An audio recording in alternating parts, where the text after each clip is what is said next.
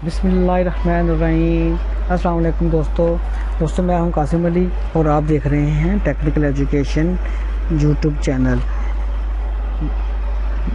Technical education आने वाले मौजूद दोस्तों को खुशामदीद।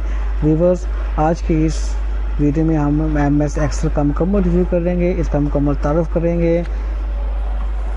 आज से हम लोग MS एक्सेल का चैप्टर शुरू करने वाले हैं, तो आप सब इसको देखें। सबसे पहले आपने MS एक्सेल ओपन कर लेना है। जैसे ही आप अपना एक्सेल ओपन करेंगे तो आपको इस तरह का व्यू नज़र आएगा। दोस्तों, MS एक्सेल में जो काम है वो रोज़ और कॉलम की शक्ल में होता है, यानी कि यहाँ पे ये जो ABCD लिखी हुई है ये हमारे कॉलम्स हैं, ठीक है। और नीचे ये जो 1 2 3 4 5 6 लिखा हुआ है ये हमारे रोज़ हैं, ठीक है। ये रोज़ हैं और ये कॉलम्स है, ठीक है। व्यूअर्स, इसका भी इंटरफेस वैसे ही जैसे हम लोगों ने MS वर्ड पे किया था। ये सबसे ऊपर क्विक एक्सेस बार आ गई है, इसके नीचे मेनू बार आ गई है और इसके नीचे ये सब रिबन आ गया।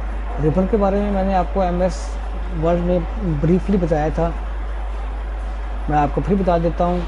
MS रिबन का मकसद ये होता है कि ये जो एक मेनू बार है इसके जो प्रॉपर्टी ये सब नीचे आ जाती है, ठीक है। ये होम की प्रॉपर्टी है, ये इंसर्ट के रिबन है, ये पेज लेआउट का, ये फार्मूलाज का, ये डाटा का, ये रिव्यू का और ये व्यू का।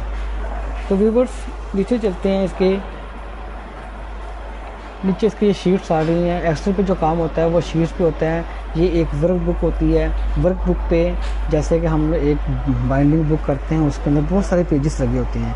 इसी तरह इसकी भी एक वर्क बुक है, इसमें बहुत सारी शीटें होती हैं। एक वर्क बुक में हम मैक्सिमम 256 शीटें ऐड कर सकते हैं, ठीक है।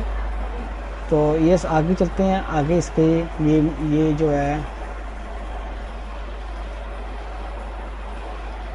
ये वर्टिकल रोलर बार है, ठीक है। इसके नीचे चलेंगे, इसके ये हॉरिजॉन्टल स्क्रॉल बार है। तो आज की वीडियो,